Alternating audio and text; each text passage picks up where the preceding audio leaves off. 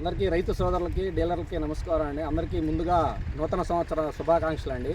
మనం వచ్చేసి గణపురం విలేజ్ నాదెండ్ల మండలం పల్నాడు జిల్లాలో ఈరోజు ఇక్కడ ఒక మన కర్షక్ సీడ్స్ వారిది రక్ష అనే విత్తనం హైబ్రిడ్ వెరైటీ ఇచ్చామండి.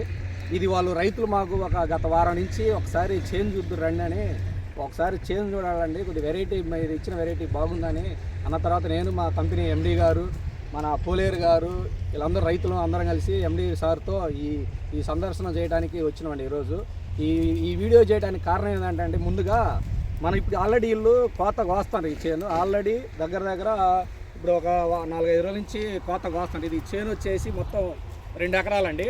అయితే ఇది మన వీడియో చేయడానికి కారణం ఏంటంటే ఇప్పుడున్న వాతావరణానికి ఇప్పుడున్న క్లైమేట్కి ఇది తట్టుకుందే లేదనేది దాని కొరకు మేము చేనుకు వచ్చామండి. ముందుగా మనం వీడియో చేయడానికి కారణం ఏంటంటే ఇది ముందు వాతావరణానికి తట్టుకునేది కాకుండా నల్లికి తట్టుకుంది.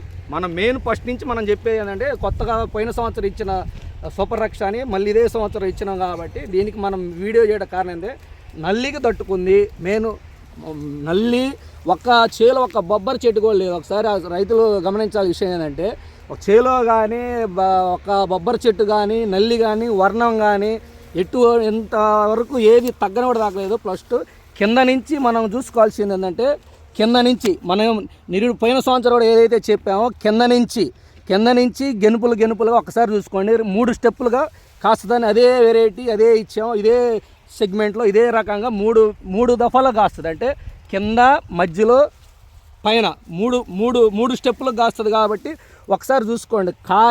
కాయ జంపు కానీ కాయ వర్ణం కానీ ఏదన్నా నల్లి కానీ ఒక్కసారి చూసుకోవాల్సింది అంటే నల్లికి తట్టుకొని ఇది నిలబడ్డది అనేది ఇప్పుడు ఆల్రెడీ వీళ్ళు చెప్పడం ఏంటంటే అండి ఎకరానికి ఇప్పుడు ఫస్ట్ కోత దగ్గర ఒక 14 క్వింటాల చొప్పున వస్తుందని మనం అంచనా వేసామండి.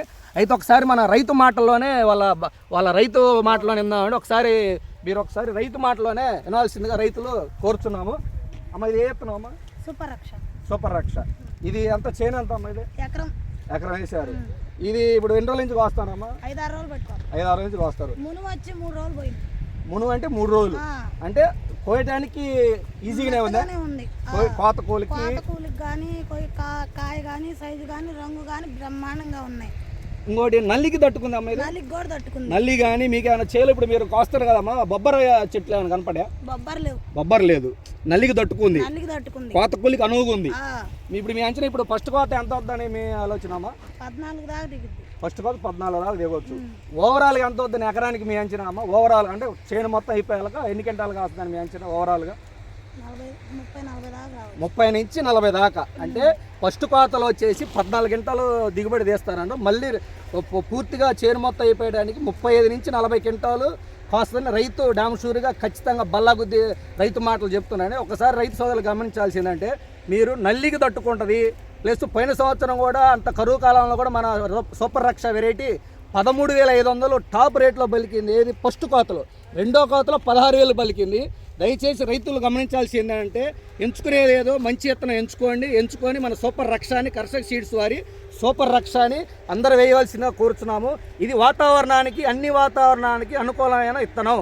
అన్ని వాతావరణాలకి తట్టుకోగలిగే శక్తి ఉంది. అన్ని వాతావరణాలకు తట్టుకొని కాయగలిగే శక్తి ఉంది. అధిక దిగుబడి ఇచ్చే శక్తి ఉంది. మార్కెట్లో కూడా రూపాయి ఎక్కువ పోద్ది కానీ తక్కువ అయితే పోదు. పోయిన కరువులో కూడా మంది 16,000 టాప్ రేటు పడింది. ఈసారి ఇంకా ఎక్కువ పలుకుతానే రైతులు ఆశాజనకంగా ఉన్నారు.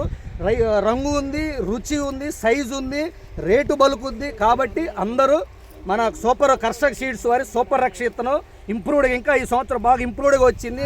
కంపెనీ ప్రతినిధులు మొత్తం ఇంప్రూవ్డ్గా చేసి దాన్ని మంచి విత్తనం ఇవ్వాలనే ఆశతో అందరం ఈ వీడియో చేయడానికి కారణం. అందరికీ ధన్యవాదాలు.